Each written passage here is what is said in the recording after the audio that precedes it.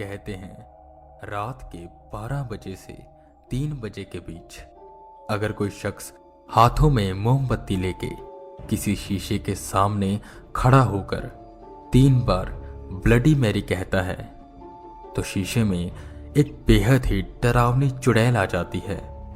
उसकी आंखों से खून बह रहा होता है और कहीं कहीं तो ये भी कहा जाता है कि उसके हाथ में एक नीले रंग का बच्चा होता है जिसे ब्लू बेबी कहा जाता है।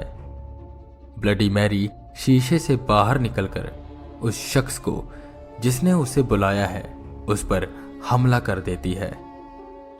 और कुछ लोगों का तो ये भी मानना है कि अगर हम ब्लडी मैरी से ये कहें कि मैंने तुम्हारा बच्चा चुराया है तो वो और आक्रामक हो जाती है और लोगों की जान ले लेती है। कई कई कहानियों में यह भी कहा गया है कि जिस शख्स ने ब्लडी मैरी को बुलाया होता है ब्लडी मैरी उसके सपने में आके उसे सताती है और तब तक सताती है जब तक उसकी मानसिक स्थिति खराब न हो जाए। ब्लडी मैरी से रिलेटेड बहुत स्टोरीज वायरल हुई हैं, जैसे कि एक इंग्लैंड की लड़की ने रात को 12 बजे के बाद अंधेरे में हाथों में कैंडल लेके 3 बार ब्लडी मैरी कहा तो ब्लडी मैरी शीशे में आई और शीशे से बाहर आकर उसने उस लड़की की आंखें नोच ली। ऐसी बहुत कहानियां आपको इंटरनेट पर मिल जाएंगी। अब ये कितनी सच है और कितनी झूठ ये तो मैं नहीं जानता, पर हां मैरी की कहानी जरूर सच्ची है। आज हम मैरी की कहानी जानेंगे और देन बात करेंगे कि क्या सच में शीशे के सामने खड़े होकर 3 बार ब्लडी मैरी कहने से वो आती है या इसके पीछे कोई और वजह है। मैरी की कहानी जानने के लिए हम इतिहास के पन्नों को पलटते हैं और चलते हैं 16वीं शताब्दी में, जब इंग्लैंड के राजा हेनरी थे। हेनरी की एक वाइफ थी कैथरीन और इन दोनों की एक इकलौती बेटी थी जिसका नाम मैरी था। मैरी बचपन से ही तेज थी और बहुत शासक कलाओं में निपुण थी, लेकिन किंग हेनरी को एक बेटा चाहिए था। कोई बेटा ना होने की वजह से किंग हेनरी ने 6 शादी की ताकि किसी से एक लड़का हो जो कि उसकी गद्दी का वारिस बन सके। कई शादियों की वजह से किंग हेनरी और उनकी पहली पत्नी कैथरीन के बीच दरारें आने लगीं और किंग हेनरी ने कैथरीन को राज्य से निकाल दिया। मैरी को अपनी मां से कोई संबंध ना रखने को कहा गया। उस वक्त मैरी केवल 14 साल की थी। इसके बाद मैरी की जिंदगी में बहुत बदलाव आए। नई रानी मैरी को स्वीकार नहीं करती थी और उसे राज्य दरबार में जाने भी नहीं देती थी। मैरी को छोटी उम्र से ही बहुत दुष्कर्मों को देखना पड़ा। किंग हेनरी की पहली संतान होते हुए भी मैरी को उसकी हाफ सिस्टर एलिजाबेथ से नीचे रखा गया। पर मैरी जनता की चहेती थी और किंग हेनरी के बाद मैरी को ही गद्दी सौंपी गई, क्योंकि मैरी शासक कलाओं में अपने भाई बहनों से तेज थी। शुरुआती सालों में उसने बहुत अच्छे से राज किया, पर एक दिन उसके दिल में इच्छा हुई कि उसे एक संतान चाहिए जो कि उसकी गद्दी संभाल सके। और फिर मैरी ने एक फिलिप नाम के शख्स से शादी की जो कि स्पेन का निवासी था और मैरी से 10 साल छोटा था। शादी के कुछ महीनों के बाद ही मैरी प्रेग्नेंट हो गई।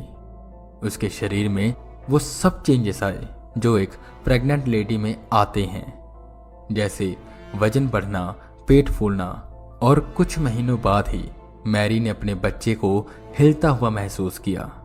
जनता में एक खुशी की लहर दौड़ गई, पर वहीं राज्य में एक अफवाह भी फैलने लगी कि मैरी के पेट में कोई बच्चा नहीं है।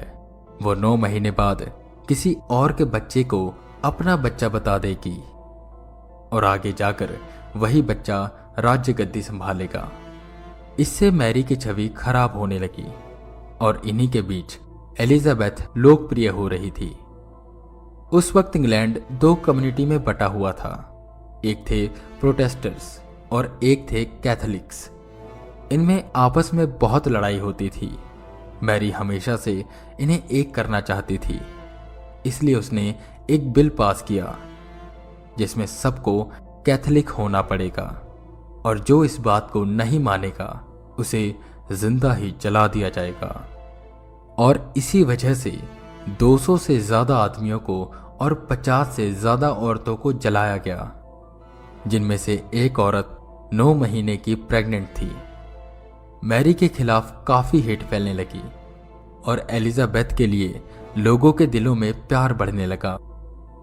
हालांकि यह बिल का फैसला इंग्लैंड के एडवाइजर्स के साथ मैरी ने लिया था, पर आखिर में सब ब्लेम मैरी पर आ गया।